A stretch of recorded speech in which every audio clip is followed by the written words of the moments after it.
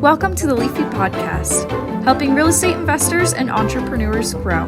Say hello to your hosts, Jennifer Goglorick and Brian Price, founders of Leafy Legal Services, teaching you how to protect your assets, grow your business, and manage your wealth.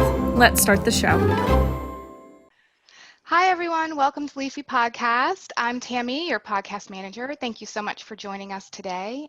Today, we've got both of our awesome hosts on the line with us. We've got Jennifer Goglorick and Brian Price from Leafy Legal Services, and they have another interesting guest for us today with an awesome interview. So I'm going to pass it on to them so we can get started. Hey, Brian and Jennifer, how's it going?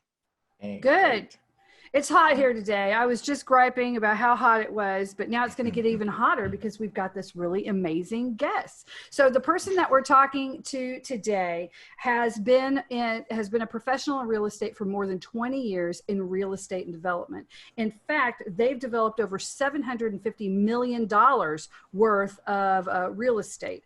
But they're also a note investor on the side, and their portfolio is now over 7 million. And currently they're a director. And so they're working. So this is going to hit home to a lot of us. They've got their 9 to 5, right? They're working as a director in a real estate development firm, but then they've also been building this really incredible note business on the side. So I want us to give a great big round of applause to Chris Seveney.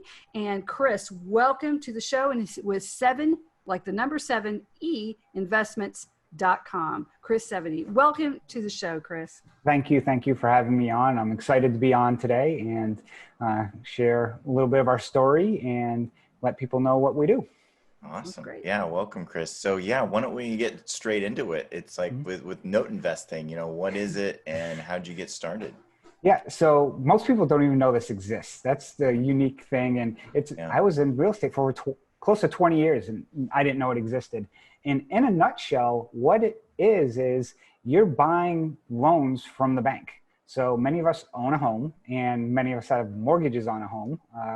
And essentially your mortgage gets sold off. And a lot of banks don't hold them. They sell them to government entities. But a lot of times, especially from a decade ago, these loans, when people stopped paying, the government sold them off to hedge funds and eventually make their way down to Main Street investors like myself. So we're not actually buying the property, we're buying the loan. So we're like a lender is really how it works in a nutshell. Do you have to get certified to do note investing, or what do you have to do to be able to be a note investor? So in certain states, you do need licensing. But what's interesting is most of these states and government entities never envisioned that the loans would get sold off like they do. So banks play by a completely different set of rules than us as investors do, because also it's our money and our debt. It's not like institutional money or government money where you have to play by a lot of rules. So it's kind of like you lending, your cousin $50. There's certain rules you got to follow. But we still have to follow a lot of the laws with like Dodd-Frank, which came out a decade ago. But for most part, certain states you need licensing, other states you don't. It's really a state-by-state thing. Well, but you said the people aren't paying on the note. So how are you going to make money if no one's paying on the note? Like, explain that for the people who are like, what? Yeah, that's kind of the first question is, what is note investing? The second person after they hear that is, why would you buy something somebody isn't paying on? And a great example would be, say there's a property worth, $100,000 and they owe $100,000 on the property as well. And it fluctuates. Sometimes they're underwater, meaning they owe more, and sometimes they may have some equity. Typically you're buying it at a discount. So I may buy that loan anywhere from maybe $40,000 to $60,000. So you're paying, 50% discount, and that person may be a year behind, and we've got a lot more flexibility. If that person wants to stay in that property, it's always best to try and keep them in the property and work it out and be like, okay, you're $10,000 past due. Let's modify the loan, get you paying again, and then get that payment stream to get them back on track. And then once they're back on track, you can turn around and maybe sell that to another investor at 70 cents on the dollar, for example, or 80 cents on the dollar. So, it's really because you're buying it at a discount. is where you can make that money. Unfortunately, times you may have to foreclose on the asset. In those instances, you got to make sure that your acquisition plus all your legal expenses are less than what you can sell it for. So if it does sell and you have to take the property and be a property owner, you're selling it for more than you have into it. Oh, okay. So if the note closes or the note defaults, then you actually own the asset. If you take it through the legal process, yes. Okay. Yeah. Got it. So, and that's something that we don't like to do. And I would say typically it's under 10%, I'd say would be the amount of times we have to take it through fruition to legal. Sometimes people may need a nudge by having the attorney send them a letter. And then usually that brings them to the table. Got it. And then when it comes to, finding these notes and such, how do you know what would be a good thing to look at versus something that is likely not gonna, is gonna foreclose, you're gonna be underwater with? Yeah, so first question is, where you kind of find these things, and it's about relationships with kind of hedge funds and people who sell these. It's not a big crowd. It's kind of like, your high school clique of people who are involved in the industry, and everybody knows everybody. And, some people may bounce from one company to the other from some of the larger firms. But then knowing what to look at, there's really, two paths you go down. One is, so I'll mention, I invest in first mortgages because people can have lines of credit and so forth, which that's we could spend hours talking about that. But with the first mortgage, the first thing you're concerned about is the property, its value, and its condition, because you don't want to pay for a note that's, paying more than what the property is worth, because you're going to get yourself in trouble. So that's one, is getting that understanding. But the challenge with it is the risk is, if you can only drive by the property. I can't go knock on your door and say, hey, let me in, I'm your lender, I want to see what your inside of your house looks like. You'll be like, get the hell out of here. And especially, if somebody's not paying the mortgage, typically their house is not going to have, brand new flooring, kitchen appliances, and going to look like Cinderella's castle. So you got to kind of weigh that aspect of it, and kind of from there. The other is the loan itself, and making sure that the paperwork is in order. Meaning that if it's been sold, I know many people have heard about the robo-signers from like a decade ago. So you need to make sure that it was properly transferred throughout selling, because what happened a decade ago, people were just signing for other people and stuff, and it's fraud. And you got to make sure kind of the path that it's been sold has been. It's like when you buy a house, for title insurance, they would go back and check the history to make sure everything's okay. It's kind of, that's what you're doing, is I'm running a title search on the property to make sure everything was done properly. So how did somebody with a civil engineering degree end up doing this, which seems so heavy finance and mortgages and stuff like that? If you can do it, that means like other people can do it too. So how did you stumble into this from what you were doing with your degree into this? Like, how did you even figure this one out? Yeah, so my steps were, I went from civil engineer to working for a general contractor overseeing construction projects, to getting burnt out, to working for a real estate development firm, who people are much more entrepreneurial, and a lot of them have rentals and other properties. My wife and I, we built our primary residence. Perfect timing. We had a lot of equity in it because we acted as the general contractor. Then we went and bought 2 rentals that needed to be rehabbed. And after rehabbing 2 rentals, she looked at me and we looked at each other and said, okay, that's enough. A lot of work. Yeah. Yeah. So we were spending, the weekends away from the kids, and so forth, trying to make sure they're getting done. And honestly, it personally wasn't worth it. So she's like, okay, that's enough. So I'm like, okay, I got to figure out something I can do. And my wife's in finance. And at the time I started going back to school and getting a master's in real estate finance. And I stumbled upon this on a website called Bigger Pockets. And basically somebody's like, well, you can do this at night. You don't have to go visit the properties, in Washington, D.C., if you want to buy a property, it hits the market. Like, you have to be at that showing like in an hour or it's gone. And working full time with kids, we'd never get to a property in time.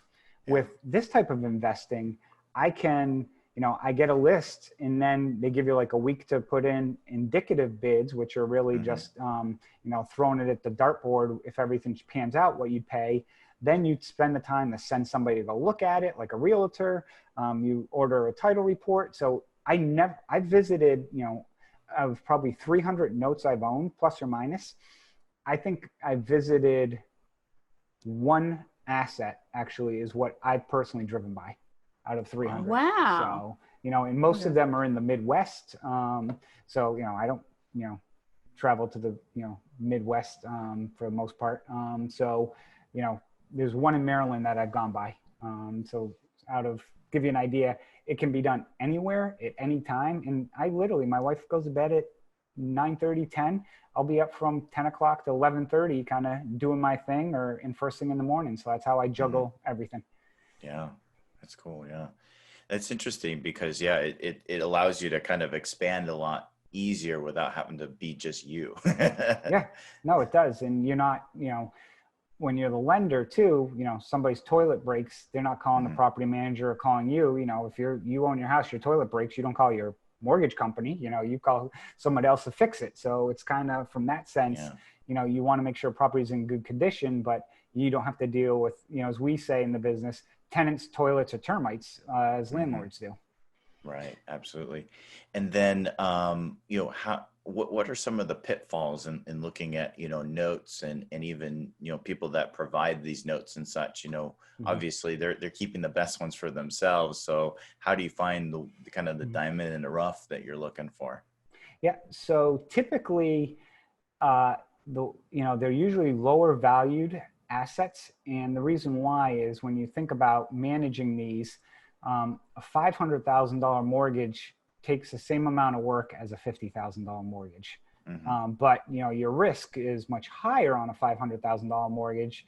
So these firms that own them typically will keep the $500,000 and all the 50,000 and stuff. They toss it aside because it's too much work for them, because they have, payroll, they're entities, they're full-fledged funds, where people like myself, kind of, single, it's me, myself, and I can, profit off of those, where for them, they have too much overhead. So that's one aspect of how I can get these. The pitfalls are, the risks involved. I had a property that from the outside actually looked really, really nice. We thought it was occupied. The guy, was a car parked in the driveway. Lo and behold, the guy actually was living next door renting because he had a plumbing leak or a plumbing drain in the basement got clogged. And instead of calling Roto-Rooter for $150 to come fix it, he let 5 feet of water accumulate in his basement. Oh no. Oh no. Yeah. And not just regular water, sewage water in the basement, right? Yeah. So this house, which was probably worth about 100,000 in its previous condition, ended up being worth about 30 grand. Wow. Because it had so much mold in this place. The ceiling fan was like covered in mold. He left the TV in there was still, and it was an old tube TV, was covered in mold. It was like the guy literally just was like, yeah, screw it, and then move next door. And just let it rot. You'd have to you can't fix that. You just have to bulldoze it, right? It's actually a contractor that I was, so I had somebody finally was able to get the water out of the basement once we figured it out, which that's a whole nother story that took forever. Actually, a guy ended up buying it. And he ended up, because he worked in like mold hygienist type work. So he was able to do it himself, but otherwise most people would have had to bulldoze the property. Yeah. Right. The stories like you hear, and there's always multiple sides of the stories where people, I'd say, treat borrowers incorrectly. And on the same token, it's like anything. There's borrowers who play the system and do things. Some of these properties, I had one where a person had 9 dogs living in the house all by itself. And it just, and they weren't cleaning up after. It was, And they lived in the house with them? What's that? Or no? They just let the dogs live there? They let the dogs live there, yeah. Well, that's dog abuse. That's horrible. And then you can't see the property. Okay, so You can't see it. that's Yeah. scary. So if But anybody wanted to do notes, that's a little bit scary. How can people not get that? Well, and here's the other thing too, like today, in today's world, you'll have cases like that and you can't do anything because all the courts are down, not evicting anybody in all these states. And it's carte blanche. It's, stuff like that. So, what do you do? Okay, so why should someone get into notes if that's really scary? That makes me go, no, you can handle that, whatever. But really, if you wanted to get into notes, those are few and far between, you get those. Yeah. But what do you need to do to get started? From what you're saying, I'm listening to it and I'm like, wow, there's a bit of a learning curve with this, right? There is. So what do you think needs to happen for that? Like, how long did it take you to get the education you needed just for free? You went on Bigger Pockets. We love BP here. Yep. And then what did you have to do to really get your first deal and figure that one out? Yeah, it took me about 6 months. And that is probably a little accelerated compared to some other people because I have the real estate background and had some finance background. People sometimes will rush it and be like, oh, I'm just going to buy it to learn. And usually it's, they pay that price, that heavy price. The biggest aspect is first understanding the lingo. Like most people don't know the difference between a mortgage and a note. It's like, oh, I have a mortgage on my house. Well, you actually have a mortgage and a note, which the note is basically the loan. It's like, hey, I'm giving you $50. Here's sign this piece of paper. The mortgage is actually the ball and chain that ties to the house. So if they stopped paying the loan, the mortgage is that document that says, hey, your collateral is a house. That's what I can come take from you. So most people, that's the first part is understanding that component. And then when people sell these, there's a path that happens that you kind of just need to understand the process and the players involved. That's the first step. That takes probably a month or two. And then the next is really understanding the costs that are involved, because it's not a one size fits all where, replace a roof for the most part costs, certain markets are a little higher than others, but, here in different states, the foreclosures are very different. There's judicial, which is you go in front of a judge. Then there's non-judicial, which is, hey, you can, basically you file a paperwork and then it's sold off in a month or two. Judicial can take 18 months and cost anywhere from $5,000 to $10,000. Non-judicial might cost you $2,500. So, if you miscalculate your costs and all the costs involved, it can be an expensive learning curve as well. So I tell people typically you'll want to start, taking, 6 to 12 months. And it's challenging too, because it's like rehabbing a house. There's not a book you can go read that tells you how to rehab a house. You can understand kind of the basics of how a house works, but until you dive in is really where you're going to really get the most experience. So that's why we recommend a lot of people kind of team with somebody more experienced early on to kind of use their knowledge and learn and get some mentoring from them. Do you do that? Do you mentor with someone, or do you mentor people with Seveney investments now? We're actually going to be rolling that out. We have teamed with a lot of people in the past, and what I've done is a lot of people that wanted to learn I brought them on and, showed them the ropes, but it was never formal. So one of the things actually I'm in the process of doing some rebranding with the website and other things is offering kind of a management / mentoring program for investors. Yeah, because I think that they would need that, and I'm in this space and I do, we here at Leafy Legal, we do complicated things of asset protection and using the power of anonymity and legal structures and how to set up businesses and taxes, right? But even I'm listening to this going, what? Okay. And it's interesting too. Because how do you get the list? How do you know how to vet the list? Where are you getting this list from? How do you know if a property is going to have a judicial or non-judicial foreclosure? That's a lot of stuff you have to learn. Yeah. And there's a lot of players involved because, first and foremost, your two number 1As and 1Bs are your attorney. Absolutely. So you want an attorney in each state that you deal with, so you can pick their brain and get an understanding. And, hopefully you can find an attorney that is a little more flexible and not one that bills you by every 10 minutes, because it gets to be a very expensive learning curve. If, that's your $450 attorney that bills on a 10-minute basis versus one that when they're driving in the car, may be a little more flexible with you. And the other is, they call them servicing companies. So those are the companies that actually collect all the payments. So I never have anybody ever send me a payment. It's all done through a third party because, you got to calculate late fees and deferred interest and all this other stuff that they use sophisticated software for.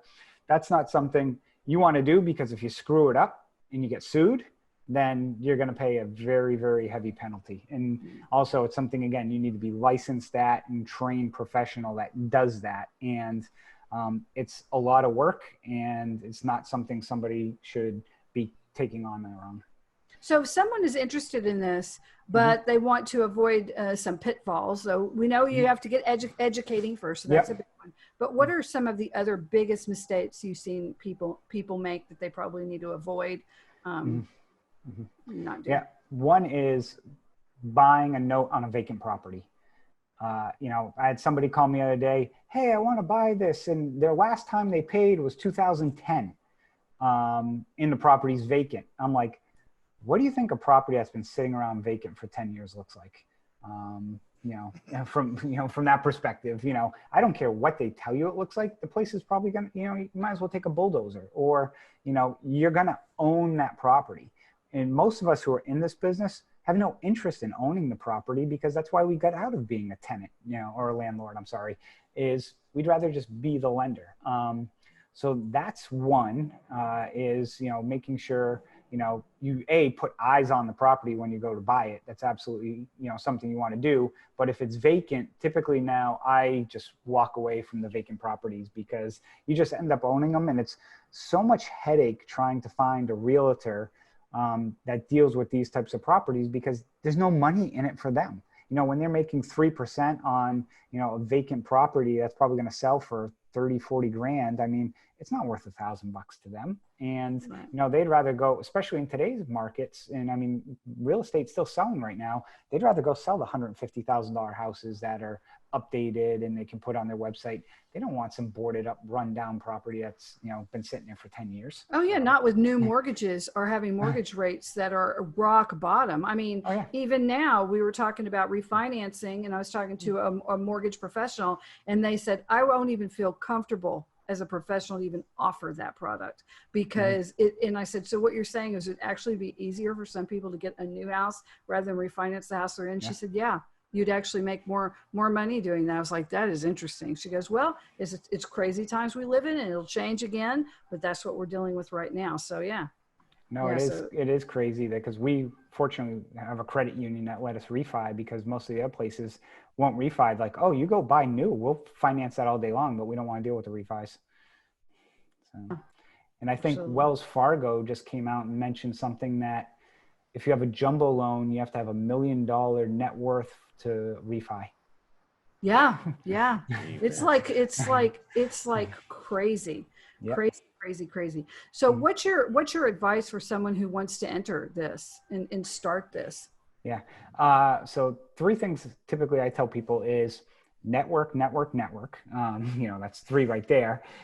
Because there's, like I said, there's not a lot of people in the business, and you want to just start to get to know people, talk to people. It is a business that there's a term that gets tossed around a lot called co-opetition.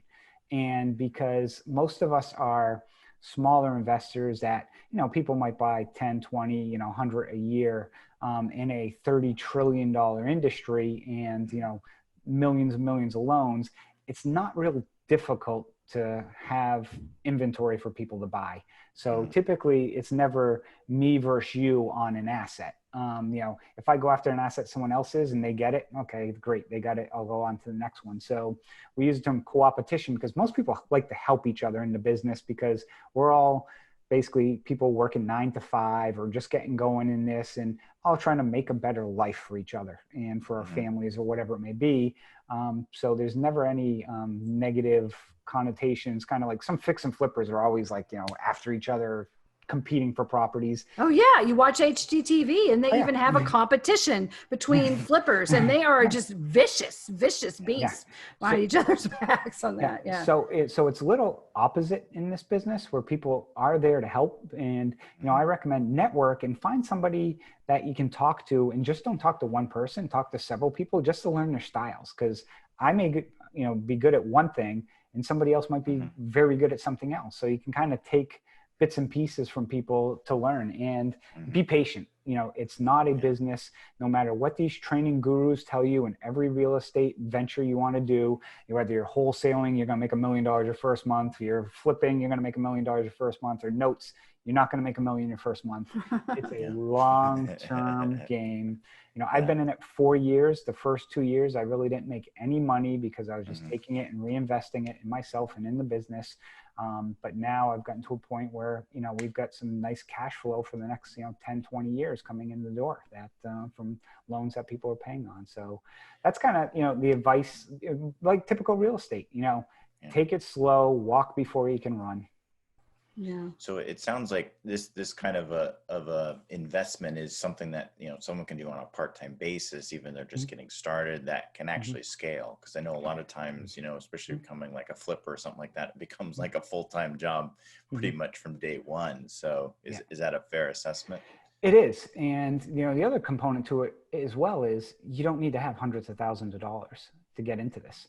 You can buy notes for, 10, 20,000. I recommend people have about 20 grand to start getting in, which, in most locations across country, that doesn't get you far, or you need to go get a loan, to buy the property, where here, you might have a $50,000 property that maybe they owe 30,000 on it, and you could pick up that loan for maybe 13 to 15,000.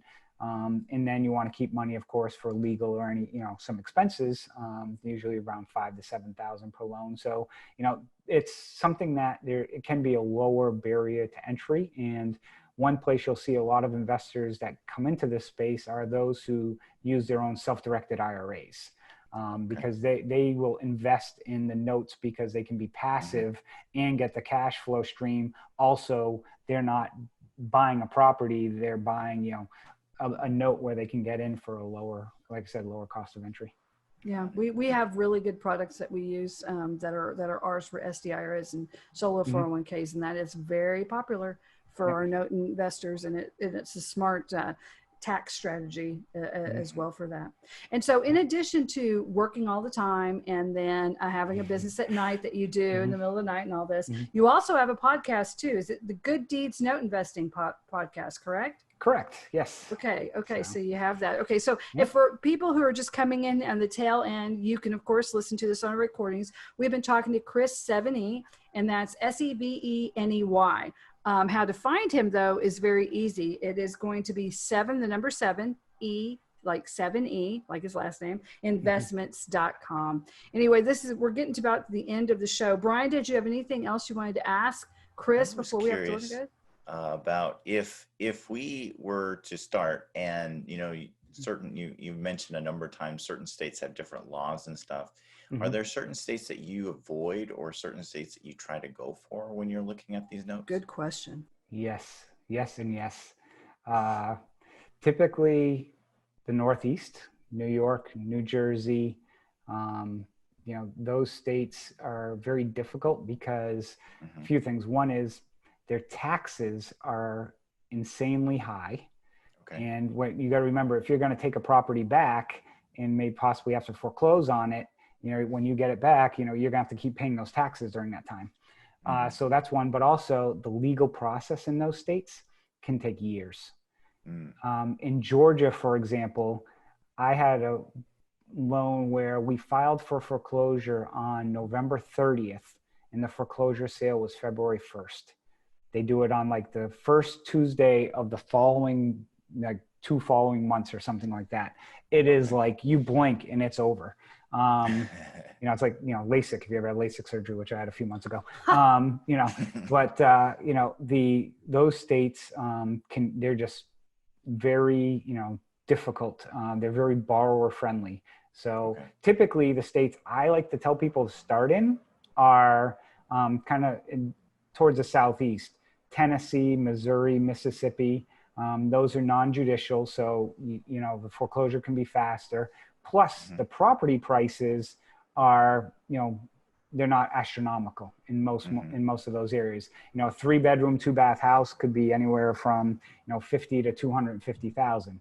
If you want to get that in where I am, Northern Virginia, you're at 800,000, or if you're in New York, probably 2 million, who knows, unless you're in upstate New York. So those are kind of where I shift people to start, because it's little, less risk involved with the legal process. Plus you can get in better value on properties. Okay. Well, Chris, I want to thank you for answering all of our questions and for just bringing your expertise here. You've given us so much to think about. And if you want to find out more about Chris, Tammy is going to give you the information as we close the show. Thanks again, Chris, for being here with us at Leafy Podcast. Thank you. It's a pleasure to be here. Yeah, thank you so much, Chris. And thank you, Jennifer and Brian, for being our host today. And I will have all of Chris's links in our show notes. So you can find us across any of the podcasting platforms and on social media. We are at Leafy Legal.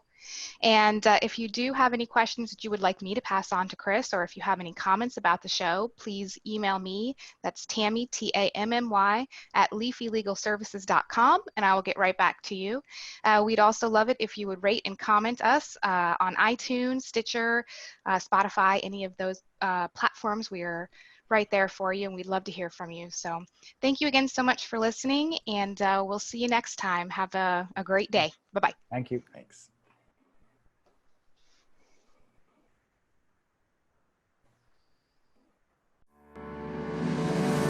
Attention real estate investors and entrepreneurs. Did you know that real estate investors are a primary target for lawsuits? According to the National Survey of the Court data, 25% of Americans risk being sued in their lifetime. However, if you are a real estate investor, you have a 95% chance of being sued in the next 20 years. Leafy Legal Services helps you protect your assets and strategically grow your business and wealth. Leafy Legal Services are experts at the Series LLC and Delaware Statutory Trust, two of the newest and most ideal legal structures for real estate investors. Leafy Legal Services have the most personalized and affordable solutions for setting up LLCs. Property owners are always at risk when it comes to their assets. Anonymity is so important. If you own just a rental house and you own your home, you have to protect yourself and your properties from any potential legal issues. Leafy Legal Services have the right solutions to make sure you are happy and feel secure.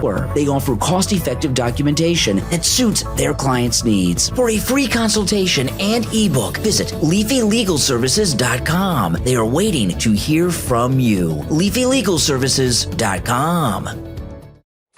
Follow us on Facebook, Twitter, and Instagram.